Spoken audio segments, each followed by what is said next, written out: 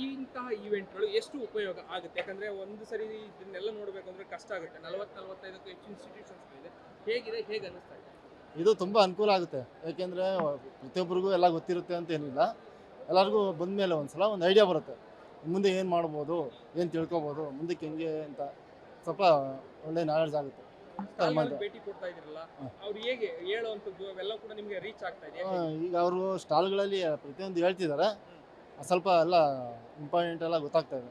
ನಿಮ್ಗೆ ಯಾವ್ದು ಅದೊಳ್ಳೆ- ಆಯ್ಕೆ ಮಾಡ್ಕೋಬೇಕು ಅಂತ ಗೊತ್ತಾಗ್ತಾ ಹೌದು ಇದೆ. ಹೌದು. ಎಲ್ಲಿಂದ ಬಂದಿರೋದು ಸರ್? ನಾವು ಬಂದಿರೋದು ಈಗ ಯಲಹಂಕದಿಂದ ಬಂದಿದ್ದೀನಿ. ಯಲಹಂಕದಿಂದ ಒಂದೇ ಕಡೆ 40ಕ್ಕೂ ಹೆಚ್ಚು ಹೌದು, ಹೌದು. ಆಪ್ಷನ್ಸ್ ಈಗ ನಾನು ಸ್ಟಾರ್ಟಿಂಗ್ ಮುಂದೆ 4-5 ನೋಡ್ಕೊಂಡ್ ಬಂದಿದ್ದೀನಿ.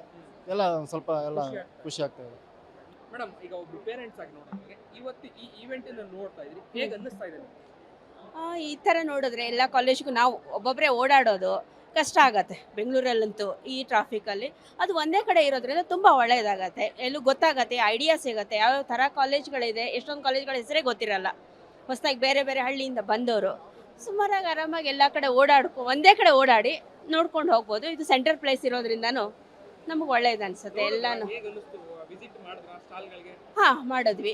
ಎಲ್ಲ ಕಡೆನೂ ಚೆನ್ನಾಗಿ ಎಕ್ಸ್ಪ್ಲೈನ್ ಮಾಡ್ತಾರೆ, ಚೆನ್ನಾಗಿ ಹೇಳ್ತಾರೆ. ಕಾಲೇಜ್ ಮಕ್ಕಳಿಗೆಲ್ಲ ತಿಳಿಸಿ ಹೇಳ್ತಾರೆ ಯಾವ ಥರ ಇದೆ, ಹಾಸ್ಟೆಲ್ಸ್ ಫೆಸಿಲಿಟಿ, ಕಾಲೇಜ್ ಫೆಸಿಲಿಟಿ ಎಲ್ಲನೂ ಹೇಳ್ತಾರೆ.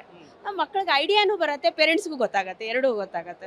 ಯಾವ ಕೋರ್ಸ್ಗಳ ಬಗ್ಗೆ ನೀವು ವಿಚಾರಿಸಿದ್ರಿ? ಹೇಗೆ? ನಾವು ಇವಾಗ ಮೇನ್ MCA ಬಗ್ಗೆ ವಿಚಾರಿಸ್ತಾ ಇದ್ದೀವಿ. MCA ಬೇಕಾಗಿತ್ತು, ಅದಕ್ಕೆ ಕೇಳಕ್ಕೆ ಬಂದಿದ್ದೀವಿ. ಇವತ್ತು ಸಂಜೆ ತನಕ ಅವಕಾಶ ಇದೆ ಮೇಡಮ್. ಹಾಂ ಒಂದಷ್ಟು ಜನ ಪೇರೆಂಟ್ಸ್ ಅಥವಾ ಸ್ಟೂಡೆಂಟ್ಸ್ಗೆ ಹಾಂ ಏನ್ ಸಜೆಷನ್ ಕೊಡ್ತೀರಿ? ಇಲ್ಲಿ ಏನು ಸಾಧ್ಯ ಆಗುತ್ತೆ, ಎಷ್ಟು ಜನ ಆಗುತ್ತೋ ನೀವು ಬಂದು ನೋಡ್ಕೊಂಡು ಹೋಗಿ. ಅಂದರೆ ನಿಮ್ಮ ಮಕ್ಕಳಿಗೆ ಏನು ಹಾಕಬೇಕು, ಎಲ್ಲಿ ಹಾಕಬೇಕು ಗೊತ್ತಾಗತ್ತೆ ಅಂತ. ಆದಷ್ಟು ಬನ್ನಿ, ಜಾಸ್ತಿ ಪ್ರಮಾಣದಲ್ಲಿ ಬನ್ನಿ, ನೋಡ್ಕೊಂಡು ಹೋಗಿ ಅಂತಿದ್ದೀವಿ.